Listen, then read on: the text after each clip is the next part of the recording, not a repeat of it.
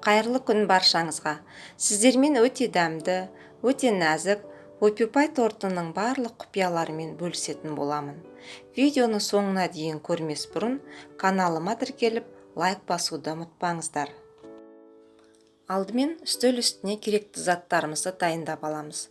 Енді ыдысқа ұн, какао, қопсытқыш және де ас содасын қосып араластырамыз. Бұл ұнтақты қоспамыз біркелкі болып шығу керек. Таза құрғақ ыдысқа сары май, қант және де алдын ала жуылып тазартылып қойған жұмыртқаларды шағып салып миксермен миксерлеп араластырамыз.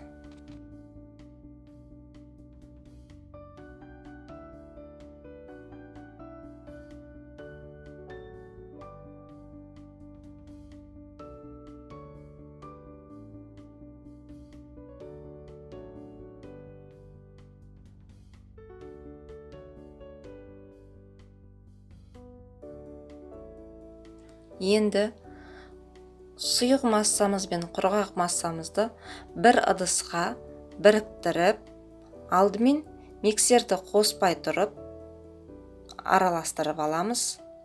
Себебі құрғақ массамыз, ұнтақтарымыз шашырап кетуі мүмкін. Содан кейін барып миксерді жай-жайлеп, жай жылдамдықта қосып отырып араластыра бастаймыз.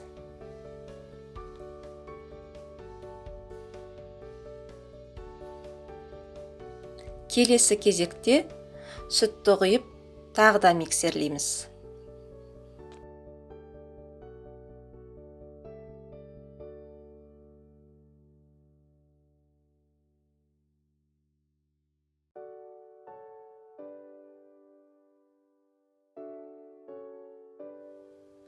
Енді қайнап тұрған ыстық суды қосып, жай-жайлеп миксерлей бастаймыз.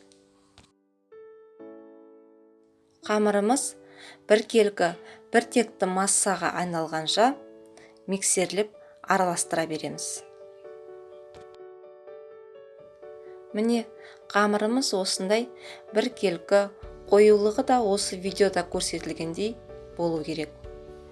Енді дайын болған массаны 4 бөлікке бөлеміз. Дайын болған қамырымызды пергамент қағазына саламыз. Ол үшін дәл осындай қалыпты алып, бұл қалыптың диаметрі 24 см, әрбір пергамент қағазын дөңгелек пішінге келтіріп аламыз. Егер де мұндай кондитерлік қалыбымыз болмаса, ештеңе етпейді. Қарындашты алып, дөңгелекше етіп, диаметрін 24 см етіп, 4 пергаментті сызып дайындап аламыз. Тепе-тең етіп, 4 пергамент қағазына бөліп шықтым. Менде шамамен әрбір пергамент қағазына 6-7 ас қасығындай салып отырдым. Енді осы дайын болған корждарды қызып тұрған пеште 180 градуста 13-15 минуттай пісіреміз. Міне біздің корждарымыз пісті. Енді осындай форманы алып, үстінен басып кесеміз. Корждарды толықтай решеткада суытамыз. Енді тортымыздың кремін дайындаймыз. Менде мына ыдыста сүзбелі ірімшік, яғни творожный сыр, оған қант ұнтағын араластырып, миксерлеймін.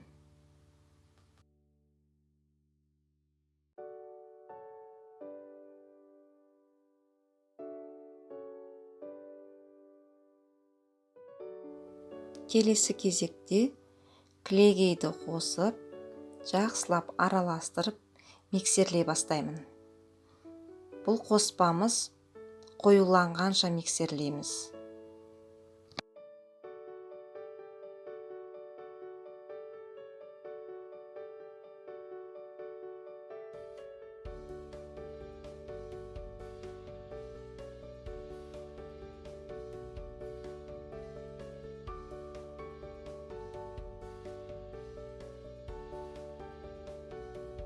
Міне дайын болған крем өзінің формасын осылай ұстап тұру қажет.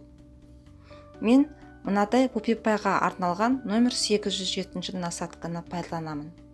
Енді дайын болған кремді арнайы кондитер қапшығына саламын.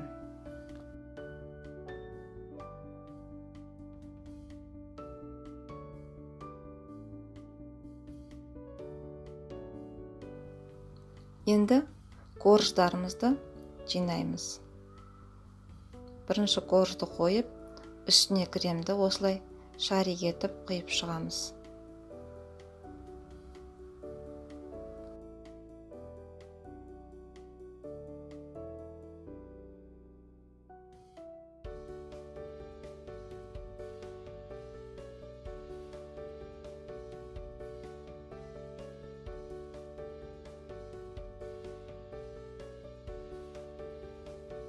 Корждың ортасын айналдыра осылай креммен толтырамыз.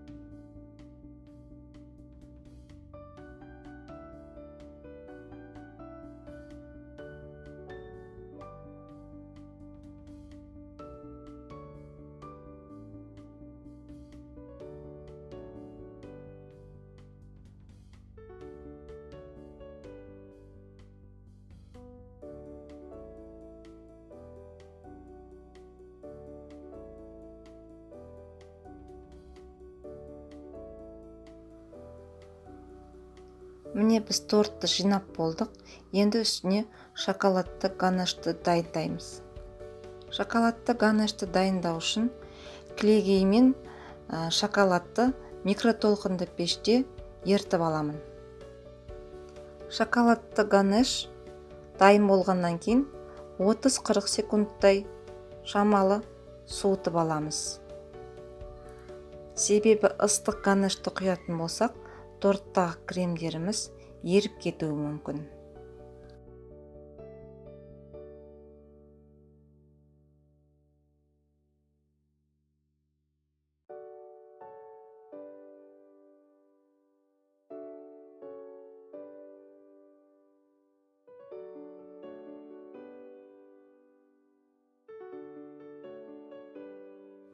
Шоколадты құйып болған соң, тортты тоңазытқышта 30-40 минуттай қойып қойғанымыз дұрыс.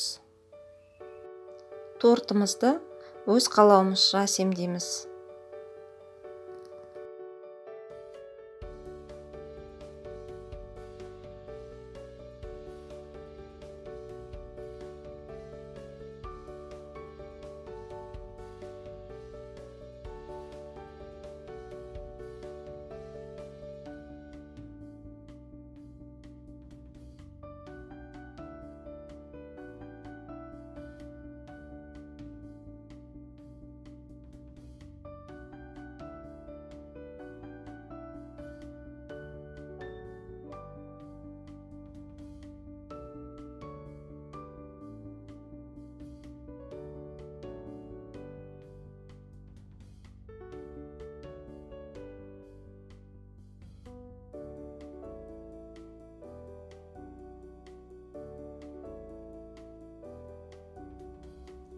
Бұл вупипай торты менің отбасымның сүйікті торттарының бірі. Сіздермен бірге болған Ақмарал. Әлі де көп рецепттер болады. Сол себепті мені қолдап лайк басып қойыңыздар. Қош сау болыңыздар.